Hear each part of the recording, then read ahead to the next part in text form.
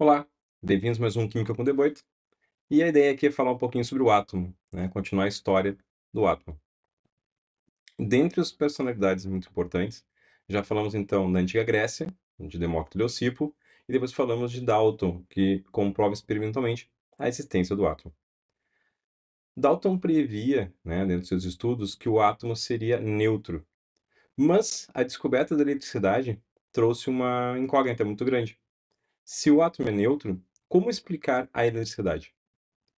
Dentro dessa pesquisa, surge um cenário, então, do átomo, né, da história do átomo, Joseph Thomson.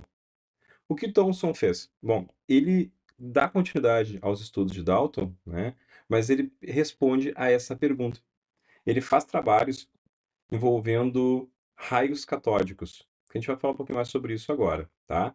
Mas isso confere a ele, então, o Prêmio Nobel da Física. Nos seus estudos, ele escreve na Philosophical Magazine um trabalho sobre raios catódicos, né, cathode rays, e justamente ele explica o fenômeno de partículas que ele encontra de carga negativa que dão então essa origem à eletricidade, né, que geram essa eletricidade. Ele utiliza um tubo chamado tubo de raios catódicos, né, baseado na ampola de Crookes. Ele cria um tubo de vidro, tentando representar para entender melhor aqui. Dentro de um tubo de vidro, ele coloca então dois eletrodos, um ânodo e um cátodo, né? O cátodo é o polo negativo e o ânodo o polo positivo. Dentro desse tubo de vidro completamente estanque, ele coloca um gás inerte ou então ele deixa vácuo, né? Ele tira todo o ar de dentro. Ao gerar uma descarga elétrica muito grande, uma corrente elétrica muito grande, ele observa o surgimento de um feixe luminoso que se propaga então do raio do cátodo em direção ao ânodo, por isso o nome raio catódico.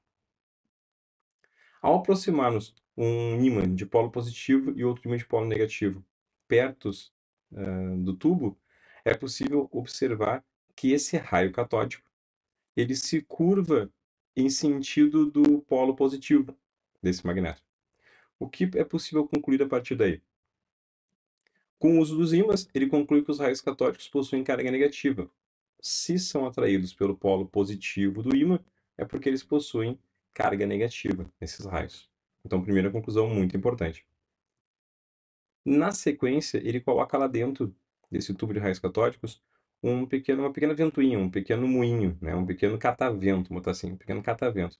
Esse catavento, ao ser atingido pelos raios catódicos, ele começa a girar, começa a se movimentar e gera uma sombra atrás. Ora, luz, somente luz, não vai gerar movimento.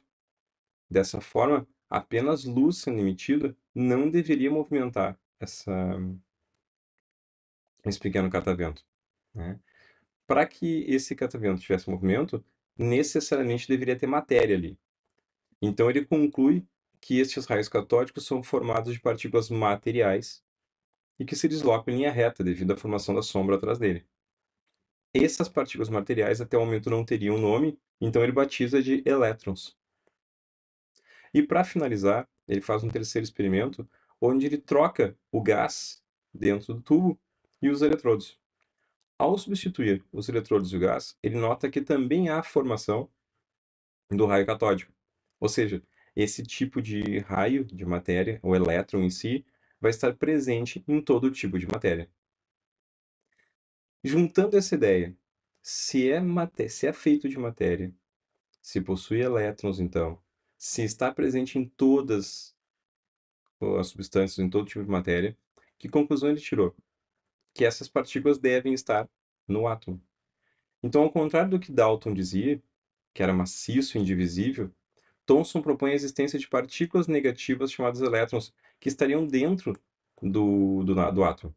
Então, o átomo aqui deixa de ser indivisível, porque existe uma partícula menor do que ele, o elétron. Esses elétrons estariam em movimento dentro do átomo, que seria um fluido, né, de carga positiva. Daí a sua neutralidade.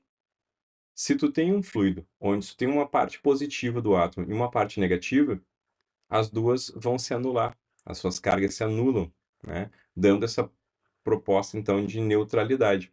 Mas se for possível, né, e se é possível, colocar mais elétrons ou tirar elétrons, essa partícula pode ficar carregada negativamente ou carregada positivamente. Dentro disso, Thomson, lá em 1897, propõe então que os átomos sim são esféricos, mas eles agora são divisíveis, sendo formados por partículas menores de cargas negativas chamadas elétrons. Mesmo assim, os átomos, de maneira geral, ainda são neutros, podendo ter a sua carga alterada. Para entender melhor essa questão de modelos, né, uma maneira de representar, surge a representação do modelo pudim de passas.